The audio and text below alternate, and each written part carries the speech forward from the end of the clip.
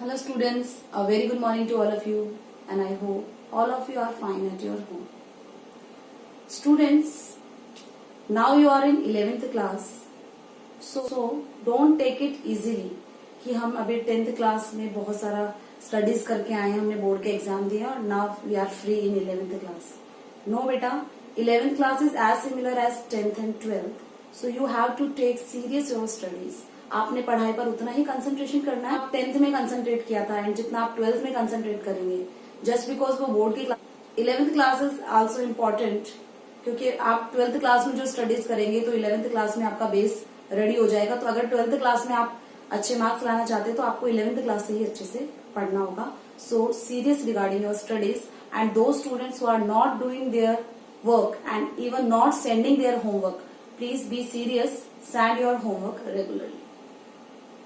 So let's continue our chapter, that is soils.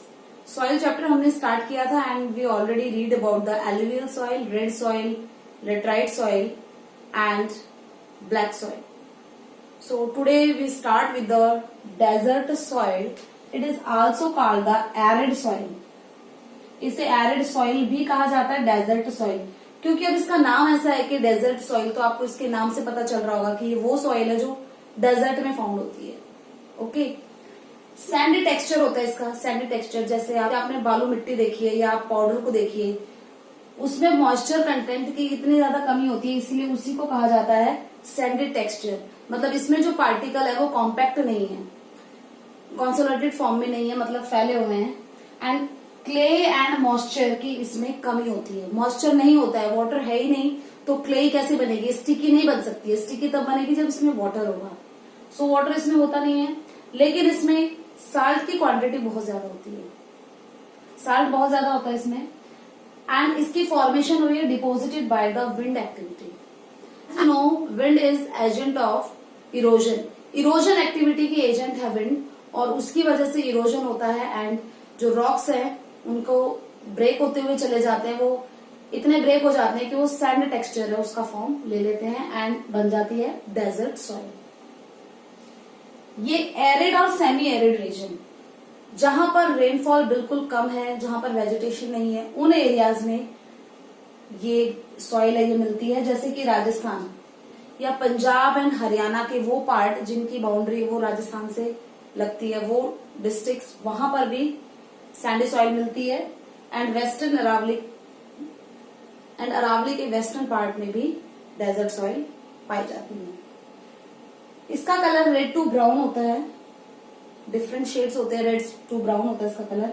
And because इसमें high salt content है, सो यहां से common salt है उसको गेट किया जाता है इवोपरेशन की प्रोसेस से. मतलब वाटर मिक्स करके सैंड में और उसके बाद में इवोपरेशन किया जाएगा. इवोपरेशन से जो वाटर होगा वो कम्प्लीटली ड्राई हो जाएगा एंड हमारे पास में अपर लेयर में साल्ट आ जाएगा. That is called the process of how to get the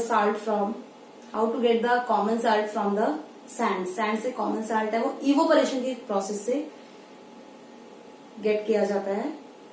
so desert soil क्योंकि बहुत ज्यादा इनफर्टाइल होती है, कुछ इसमें न्यूट्रिएंट्स या सब्सटेंस नहीं है, सो दैट्स वाई ये एग्रीकल्चर के लिए आइडल नहीं है. Next type of soil is PT and marshy soil. PT and marshy soil कहाँ पर मिलती है? जहां पर हैवी रेनफॉल होती है एंड ह्यूमिडिटी भी ज्यादा होती है. तो कोस्टल एरियाज में फाउंड होती है ये. इसका कलर ब्लैक होता है एंड इसमें एसिडिक कंटेंट बहुत ज्यादा होते हैं. एंड फ्लाइन साल्ट भी होता है, एसिडिक कंटेंट भी इसमें होते हैं, बट इसमें फॉस्फेट एंड पोटैश की कमी होती है. फॉस्फेट एंड पोटैश नहीं होते हैं, जो कि ग्रोथ के लिए बहुत ज्यादा जरूरी है वेजिटेशन की. एंड इसमें ऑर्गेनिक मैटर भी बहुत ज्यादा होता है, क्योंकि जहां पर रेनफॉल और ह्यूमिडिटी ज्यादा होती है वहां पर फॉरेस्ट होते हैं, तो वहां पर ये मिलती है. Growth of vegetation is less. यहाँ पर लेस है ग्रोथ ऑफ वेजिटेशन बिकॉज इसमें furious and aluminium sulphate found होते हैं, जिसकी वजह से वेजिटेशन है वो नहीं उग पाती है. एंड इस टाइप की सॉइल है वो केरला में and coastal region of Odisha, Sundarban area, Sundarban डेल्टाई रीजन है वेस्ट बंगाल में, वहां पर मिलती है marshy soil. And ideal for paddy cultivation. Paddy cultivation है उसके लिए ही आइडल है. पैडी राइस को बोला जाता है, जब राइस पर हस्क होता है, उसका कवर होता है, that it is called the paddy. So paddy की कल्टीवेशन के लिए मार्शी सॉइल इंपॉर्टेंट है। तो कैरेक्टरिस्टिक आएगी तो आप क्या लिखेंगे कि जिन एरिया में heavy rain and high humidity होती है वहां पर ये मिलती है। कलर इसका ब्लैक है, एसिडिक कंटेंट इसमें ज्यादा है, स्लाइन इसमें ज्यादा है, लेकिन लो है इसमें पोटैश एंड फॉस्फेट। इसमें ऑर्गेनिक मैटर भी हाई क्वांटिटी में मिलता है एंड वेजिटेशन की ग्रोथ इसमें कम होती है क्योंकि यहाँ पर फेरस, बिकॉज इसमें ferrous and aluminium sulphate found होता है। एंड ये Kerala, coastal region of Odisha and Sundarban part of West Bengal में मिलती है और पैडी के कल्टीवेशन के लिए आइडल है। Okay, next type of soil that is found in India is mountain soil और you can say that forest soil. Mountainous region में जहां पर फॉरेस्ट होते हैं वहां पर जो सॉइल है that is the mountain soil और फॉरेस्ट सॉइल। तो high elevation and as well as low elevation, मतलब बहुत ज्यादा ऊंचे माउंटेन है वहां पर भी एंड अगर उनकी हाइट कम है वहां पर भी ये सॉइल है, ये फाउंड होती है। एंड यहाँ पर जो वेजिटेशन है उसकी ग्रोथ के लिए सफिशिएंट रेनफॉल भी होती रहती है, मतलब ये उन रीजन में मिलती है जहां पर सफिशिएंट रेनफॉल भी होती है। इसमें ह्यूमस कंटेंट है वो ज्यादा होता है, लेकिन पोटैश, फॉस्फोरस एंड लाइम कम होता है। यानी ह्यूमस कंटेंट, ऑर्गेनिक मैटर तो है but potash, phosphorus and lime है वो कम मिलते हैं, इसीलिए ये इनफर्टाइल होती है। मतलब अगर आप क्रॉप का प्रोडक्शन यहाँ पर करना चाहेंगे तो फसलें यहाँ पर नहीं उगेगी, ये इनफर्टाइल सॉइल है, उनके लिए जो कंटेंट चाहिए वो इसमें नहीं है। लेकिन ये आइडल है प्लांटेशन, टी, कॉफी, स्पाइसेस। जो प्लांटेशन होते हैं टी के, कॉफी के एंड स्पाइसेस, मसाले भी इन सॉइल में उगाए जा सकते हैं बट क्रॉप्स के लिए सुटेबल नहीं है। ये सॉइल है, ये हिमालयन रीजन में जम्मू एंड कश्मीर, हिमाचल, उत्तरांचल, तो नॉर्दर्न इंडिया में यहाँ पर है माउंटेन एंड उसके बाद में वेस्टर्न और ईस्टर्न घाट में मिलती है ये सॉइल। एंड उसके अलावा पेनिसुलर प्लेट्यू के कर्नाटका, तमिलनाडु, केरला, इस रीजन में भी जहां पर माउंटेन है, जैसे नीलगिरी माउंटेन है, यहाँ पर कार्डेमम हिल्स है, अनायमुदी हिल्स है, वहां पर ये फाउंड होती है ये सॉइल। सो कैरेक्टरिस्टिक्स में कि high elevation as well as low elevation पर ये मिलती है, सफिशिएंट यहाँ पर रेनफॉल होती है वेजिटेशन की ग्रोथ के लिए। इसमें ह्यूमस कंटेंट है वो ज्यादा है but potash, phosphorus and lime की इसमें कमी होती है। That's why it is unfertile for the production of crops के लिए सुटेबल नहीं है। Plantation crop like tea, coffee and spices के लिए सुटेबल है। And Himalayan region, Jammu Kashmir, Himachal Pradesh and Uttaranchal में मिलती है ये सॉइल। एंड अगर हम साउदर्न इंडिया की बात करें तो eastern Ghat, western Ghat and the peninsular plateau region that is Kerala, Karnataka and Tamil Nadu में ये सॉइल मिलती है। सॉइल फॉर्मेशन में एक सॉइल प्रोफाइल पार्ट है, वो स्टार्टिंग में हमने रीड नहीं करा था, अभी हम एक बार देखेंगे। सॉइल प्रोफाइल मीन्स सॉइल की जो फॉर्मेशन है उसके लेयर्स के बारे में जितना भी डिस्कशन होता है, जितना भी डिस्क्रिप्शन होता है, उसे हम सॉइल प्रोफाइल नाम देते हैं कि कौन सी लेयर है या सॉइल की अपर लेयर है उसमें क्या है या कितने लेयर्स में वो डिवाइड है, that is called the soil profile.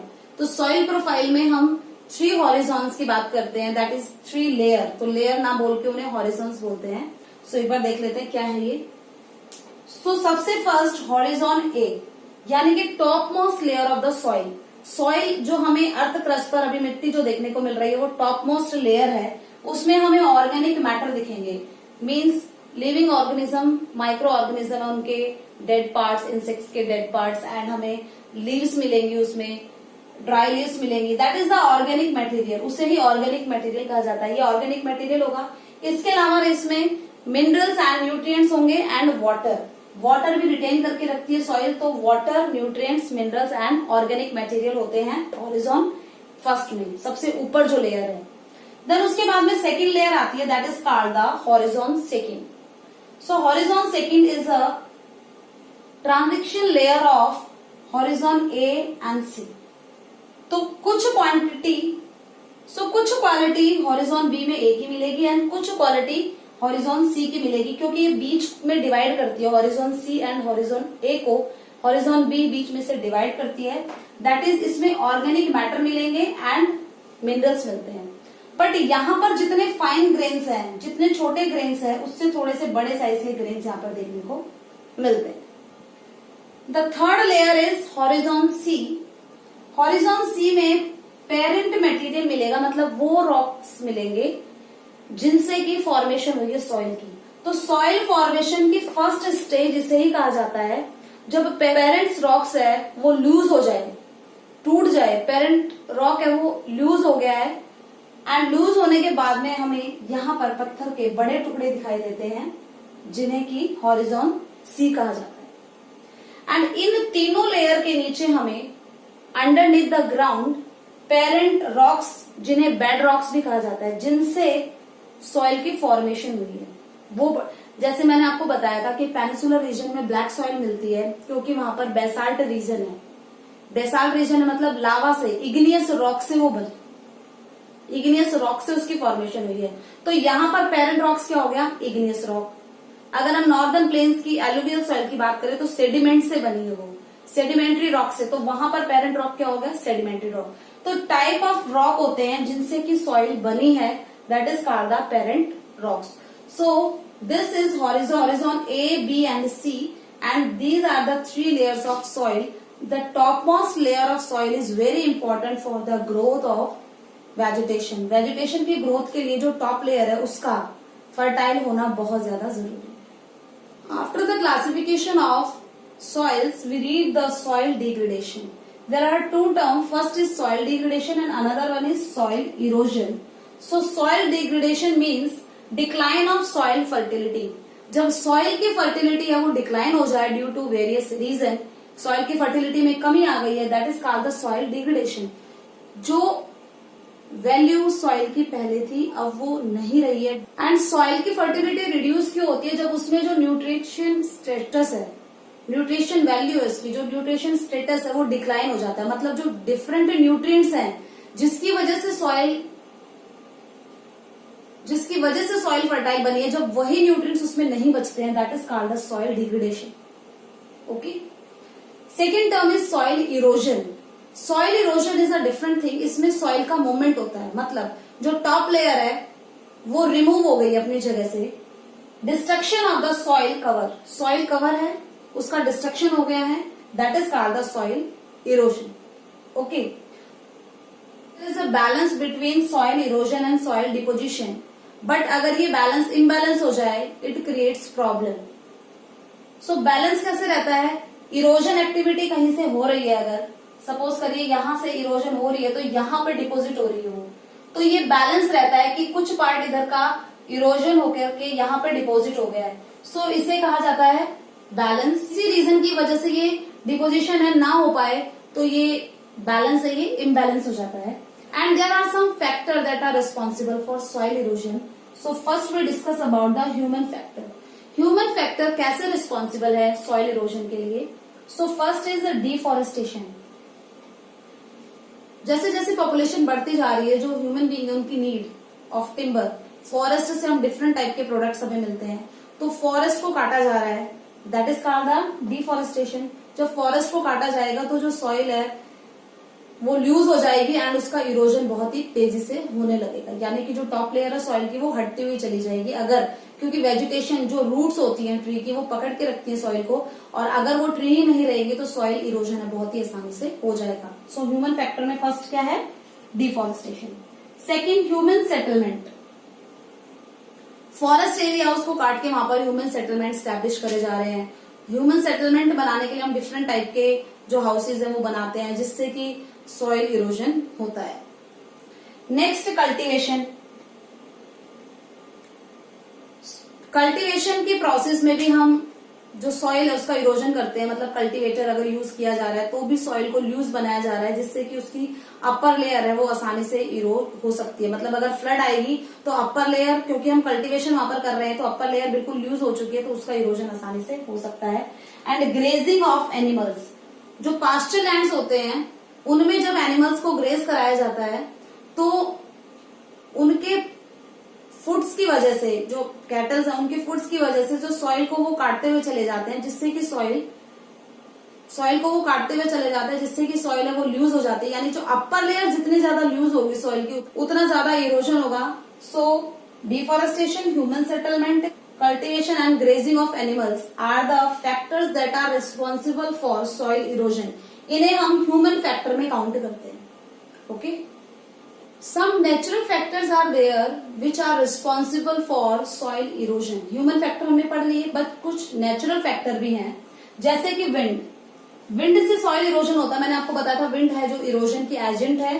So arid और सेमी एरिड रीजन जहां पर मॉइस्चर नहीं होता है सॉइल में, वहां पर सॉइल का आसानी से इरोजन कर सकती है विंड। जो फास्ट ब्लोइंग विंड्स है वो बहुत ही इजीली जो सैंड ड्यून्स है उनको एक जगह से दूसरी जगह पर ट्रांसफर कर देती है। जो सॉइल है उनके सैंड ड्यून्स बना देती है डिफरेंट। सो जो टॉप लेयर है सॉइल की वो आसानी से इरोड हो जाती है due to wind. Second factor is water.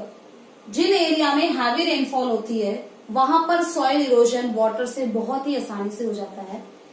And ये वाटर से जो इरोजन होता है वो टू टाइप से होता है। फर्स्ट इज शीट इरोजन, कि इतनी हैवी रेनफॉल है कि जो अपर लेयर थी लैंड की वही रिमूव हो गई है। अपर जो लेयर थी वो रिमूव हो गई है, पूरा का पूरा अपर पार्ट। ये बहुत ज्यादा डिस्ट्रक्टिव होता है, इसे शीट इरोजन कहा जाता है। एक शीट की तरह, एक स्लाइस की तरह वो पार्ट है वो पूरा अलग हो गया वाटर की वजह से, that is the sheet erosion. And second one is गिली इरोजन। गिली इरोजन वहां पर होता है, गिली इरोजन उन एरियाज में होता है जहां पर जो स्लोप है माउंटेन के वो बहुत ज्यादा स्टीप होते हैं।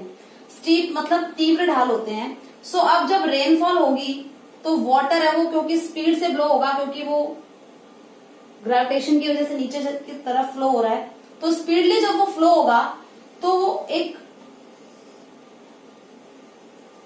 पाथ बना लेगा वो स्टीप स्लोप से, और वहां से वो वाटर बहने लगेगा। तो एक जैसे हम कहते हैं कि कोई भी नाली होती है तो नाली के जैसी इरोजन यहाँ पे हो जाएगा, और ये जो पार्ट है ये खाली हो जाएगा, इसमें सॉइल खत्म हो जाएगी। इसे क्या कहा जाता है? गिली इरोजन। गिली इरोजन कहा जाता है। चंबल में इन्हें रेवाइंस कहा जाता है। जब गिली इरोजन बहुत ज्यादा हो जाते हैं तो ये ब्रॉड बन जाते हैं, लाइक दैट। यहां पर थी एक, यहां से इरोजन हुआ, यहां से, अब ये सारे मिक्स हो गए तो एक लार्ज पार्ट है यहां से इरोड हो चुकी है सॉइल, तो इन्हें रेवाइंस कहा जाता है चंबल रीजन में, चंबल बेसिन में। And Tamil Nadu and waste Bengal में भी रेवाइंस देखने को मिलते हैं। सो आपको गिली इरोजन एंड शीट इरोजन में डिफरेंस पता चल गया होगा कि शीट इरोजन में तो पूरी अपर लेयर है वो एक साथ नीचे की तरफ खिसक जाती है, तो पूरी शीट हट गई, वहां से पूरी स्लाइस हट गई।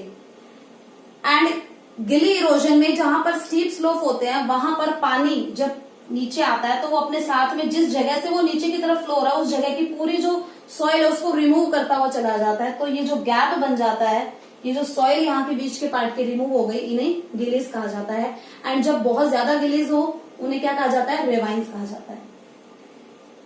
सर्वे में ये बताया गया कि every year losing about 8000 hectare of land to the ravines.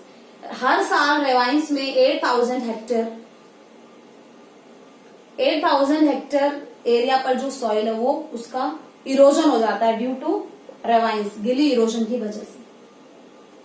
So soil erosion and soil degradation दोनों ही प्रॉब्लम को सॉल्व करने के लिए सॉइल कंजर्वेशन बहुत ज्यादा जरूरी है। और how to conserve the soil, maintain soil fertility. अगर सॉइल में फर्टिलिटी बनी रहेगी, जो न्यूट्रिएंट सॉइल में है वो बने रहेंगे, तो सॉइल डिग्रेडेशन नहीं होगा, मतलब जो क्वालिटी है सॉइल की वो पहले जैसी रहेगी। तो सबसे पहले सॉइल की फर्टिलिटी को मेंटेन करके रखना है। प्रिवेंट सॉइल इरोजन, जो human factor and natural factor की वजह से सॉइल इरोजन हो रहा है उसको कंट्रोल करना है। And improve the degradation soil, और जो सॉइल डिग्रेड हो गई है ऑलरेडी, उसकी क्वालिटी डिक्रीज हो गई है, उसको किस तरह से इम्प्रूव करा जाए उसके लिए मेजर्स करने हैं। तो जब क्वेश्चन आता है कि सॉइल कंजर्वेशन किस तरह से कर सकते हैं, तो उसमें ये 3 पॉइंट लिखने होते हैं कि सॉइल फर्टिलिटी को मेंटेन करके, एंड जो डिग्रेड हो गई है सॉइल उसको वापस से इम्प्रूव करके, and prevent soil erosion, and soil erosion को रोक के। तो मेंटेन सॉइल फर्टिलिटी मतलब हम केमिकल फर्टिलाइजर उसमें कम यूज करें उनका, तो सॉइल फर्टिलिटी है वो मेंटेन हो जाएगी। एंड डिग्रेडेड सॉइल है उसको इम्प्रूवमेंट के लिए उसमें नेचुरल मैन्योर या ऑर्गेनिक मैटर अगर हम मिक्स कर दे तो उसकी फर्टिलिटी इम्प्रूव हो सकती है।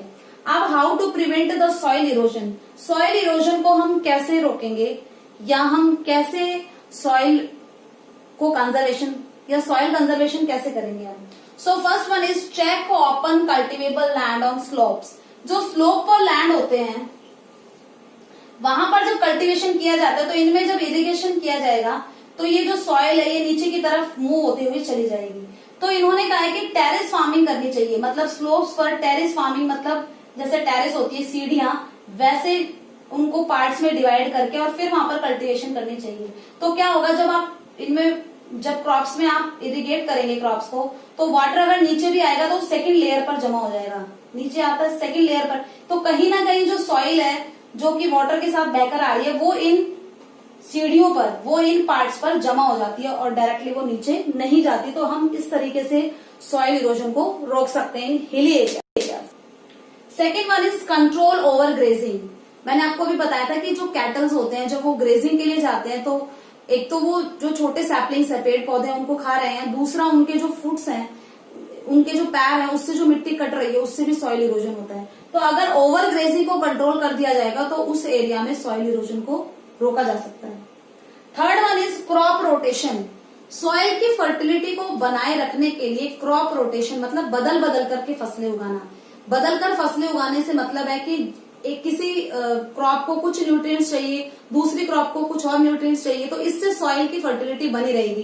जैसे मैं आपको एग्जांपल दूं पल्सेस का। पल्सेस नाइट्रोजन फिक्सेशन करता है। पल्सेस में जो राइबोसोम्स होते हैं, एक ल्यूमिनस क्रॉप है, तो जो राइबोसोम्स हैं वो नाइट्रोजन को फिक्स करके रखते हैं, तो सॉइल की फर्टिलिटी बनी रहती है। तो इस टाइप की क्रॉपिंग करनी चाहिए।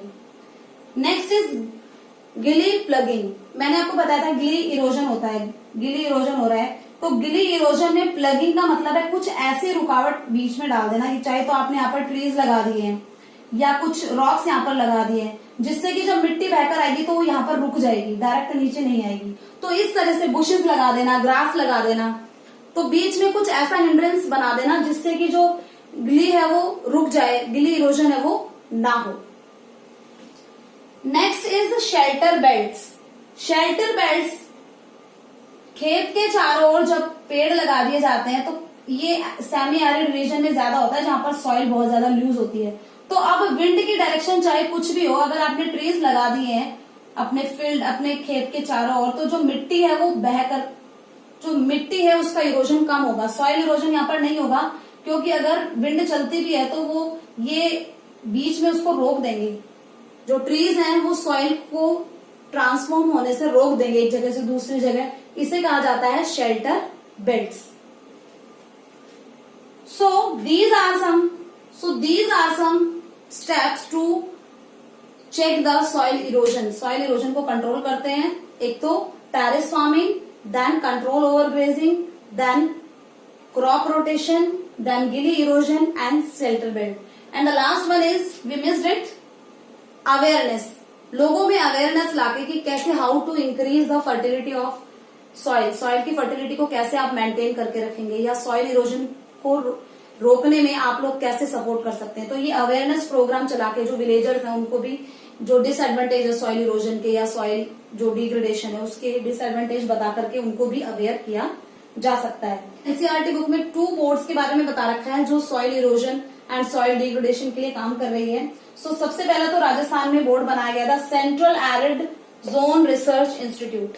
इसका काम है कि कहां पर सॉइल इरोजन ज्यादा हो रहा है, कहां पर उसको रोका जा सकता है, या जो क्वालिटी है लैंड की वो कहां पर डिग्रेड हो रही है और उसको वापस से कैसे उसमें वापस से कैसे उसको इम्प्रूव किया जा सकता है। And second is the central soil conservation board. ये भी सॉइल को कंजर्व करने के लिए ये बोर्ड, इसकी स्टैब्लिशमेंट भी सॉइल को कंजर्व करने के लिए हुई है, मतलब सॉइल इरोजन को रोकना एंड सॉइल डिग्रेडेशन को कंट्रोल करना। Students, this is all about this chapter. So हमने इस चैप्टर में different types of soil read करी हैं, soil profile, land degradation and soil erosion and how to check the soil erosion. So I hope all of you understand them. If you have book, just read the chapter from your book and do your revision well side by side. So stay at home, stay safe, obey your parents. Thank you.